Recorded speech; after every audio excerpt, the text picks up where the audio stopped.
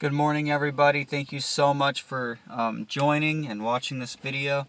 Thank you to the new subscribers. I appreciate you guys being here. Today we're going to start on Matthew 14. And I'm going to be honest, before I turned my camera on, I was reading through it just to refresh my memory and be ready. And I learned something that I really never noticed before. And we're going to get into it. So Matthew 14 says, "At that time Herod the Tetrarch heard about the fame of Jesus. And he said to his servants, 'This is John the Baptist. He has been raised from the dead. This is why these miraculous powers are at work in him.' For Herod had seized John and bound him and put him in prison for the sake of Herodias, his brother Philip's wife, because John had been saying to him, 'It is not lawful for you to have her.' And though he wanted to put him to death, he feared people, because they held him to be a prophet. But when Herod's birthday came, the daughter of Herodias danced before the company and pleased Herod, so that he promised with an oath to give her whatever she might ask. Prompted by her mother, she said, 'Give me the head of John the Baptist here on a platter.' And the king was sorry, but because of his oaths and his guests, he commanded it to be given. He sent and had John beheaded in the prison. And his head was brought on a platter and given to the girl, and she brought it to her mother. And his disciples came and took the body and buried it, and they went and told Jesus." That's like a lot going on there. So, to refresh our memory, right after Jesus was tempted in the wilderness and he came down to begin his ministry, it says in chapter 4, verse 12, "Now when he heard that John had been arrested, he withdrew into Galilee." So John was arrested, and then chapter 14 tells us he was killed because this person wanted his head on a platter, and Herod gave the order to have it done. But after he killed him, it says, "At that time Herod the Tetrarch heard about the fame of Jesus, and he said to his servants, 'This is John the Baptist. He has been raised from the dead. This is why miraculous powers are being done.'" It's funny. So he kills John thinking, oh, this is a prophet, but, I'm going to have to put his head on a platter. And then he does it. And then he hears about the fame of Jesus, and he thinks that Jesus is John the Baptist being raised from the dead. And if you go to chapter 16, it says in verse 13, "Now when Jesus came into the district of Caesarea Philippi, he asked his disciples, 'Who do people say that the Son of Man is?' And they said, 'Some say John the Baptist, others say Elijah, and others Jeremiah, or one of the prophets.' He said to them, 'Who do you say that I am?' And Simon Peter replied, 'You are the Christ, the Son of the living God.'" Well, some people thought Jesus was John the Baptist raised from the dead. Some people thought he was Elijah, and some people thought he was Jeremiah or another prophet. Simon Peter knew that he was the Messiah, that he was the Christ. And after he said that, Jesus was like, "Good job. It wasn't anyone that taught you this, but the Father in heaven that revealed it to you." So it's like the Father in heaven reveals things to us, and it's really cool when he teaches us things. But yeah, people thought he was John the Baptist. That's not true. Jesus is Jesus. He's the Messiah.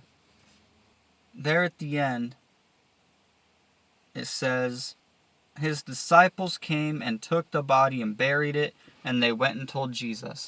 So John's disciples, because John also had disciples, John's disciples came, took the body, buried it, and then they went and they told Jesus. And it says, "Now when Jesus heard this, he withdrew from there in a boat to a desolate place by himself." And I think that's important. when we're going through a rough time, sometimes we need to go somewhere by ourselves. And there's different ways that can be interpreted. Jesus, he went by himself probably to pray and connect with the Father in heaven. That's what we should be doing. If we're going through a hard time, at first we should go and pray and be with God. But don't go by yourself and isolate yourself and don't pray. Because if you don't pray, then the depression comes, the grief comes, all these things happen, and it can lead you astray, actually. So it's good to be by yourself for a time to connect with the Father, but it's bad to go by yourself for a time and be away from the Father and allow these other things to get to you. It says, "But when the crowds heard it, they followed him on foot from the towns. When he went ashore, he saw a great crowd, and he had compassion on them and healed their sick. And now, when it was evening, the disciples came to him and said, 'This is a desolate place, and the day is over now.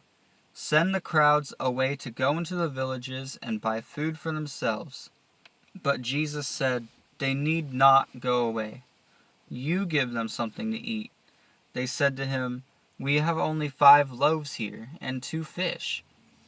And he said, 'Bring them here to me.' Then he ordered the crowds to sit down on the grass, and taking the 5 loaves and the 2 fish, he looked up to heaven, and said a blessing.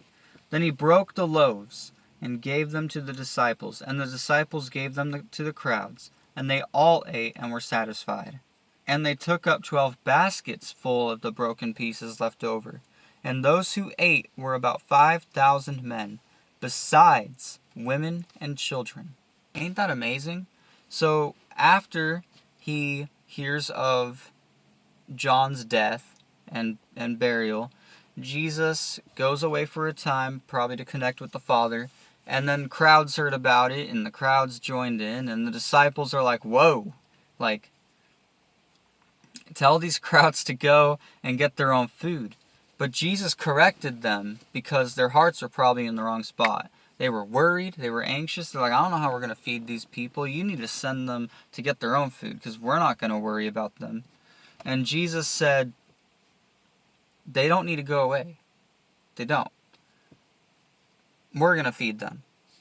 And so he took 5 loaves and 2 fish, and he said a blessing, and he broke the loaves, and then the food was distributed, and there was so much fish and loaves that they had 12 baskets left over. It's funny they say they fed the 5,000. Usually we perceive 5,000 people, but it says besides women and children. So there were actually more than 5,000 people there. And Jesus, after saying the blessing over the fish and loaves, fed everybody with leftovers. It's amazing. And then we get into another fun spot. It's one of the like commonly known parts of the Bible. It says, immediately he made the disciples get into the boat and go before him to the other side while he dismissed the crowds. And after he had dismissed the crowds, he went up on the mountain by himself to pray. When evening came, he was there alone. But the boat by this time was a long way from the land, beaten by the waves, for the wind was against them. And in the 4th watch of the night he came to them, watching on the sea. When the disciples saw him walking on the sea, they were terrified.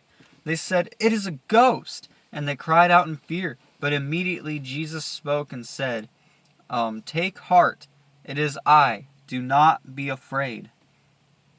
And Peter answered, "Lord, if it is you, command me to come to you on the water." He said, "Come."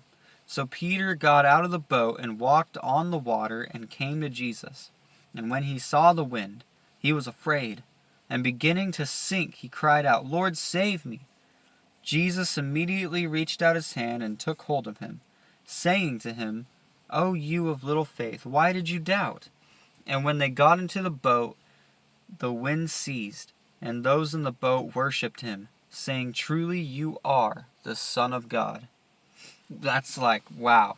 So after he feeds the 5,000, he tells his disciples, why don't you go ahead and go. I'm gonna dismiss these people. And then he finished, and then he said, you know what? I'm gonna go up on this mountain. I'm gonna pray. So he goes and prays. And then he notices the boat is like far off. So he walks on the water to the boat. And the disciples get scared, and they're like, whoa, it's a ghost. What are we gonna do? And like the waves are crashing and all that. So Jesus tells them not to be afraid. It's me, you know. And Peter says, if it is you, tell me to come out on the water.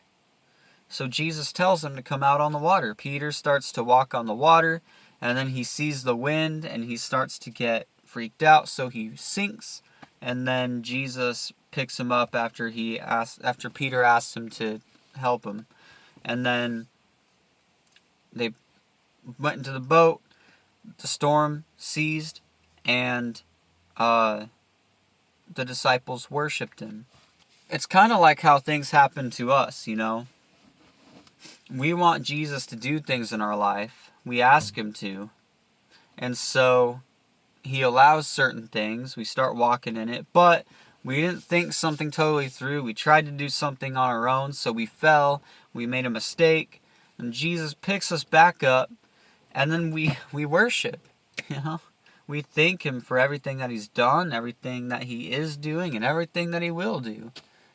And it's just like the same thing that the disciples are doing here. We do as well. And then to wrap it up, it says, when they had crossed over, they came to land at Gennesaret, and the men of that place recognized him. They sent around to all the region and brought to him all who were sick and implored him that they might only touch the fringe of his garment. And as many as touched it were made well. Imagine you don't go around saying, I'm Jesus, I'm the Messiah, I'm the one that's going to save you guys from eternal death. He doesn't do that. But because of the things that he does, his fame spread all around. And could you imagine you going somewhere and everyone recognizes you and they just want to be around you? To me, that would be a little uncomfortable.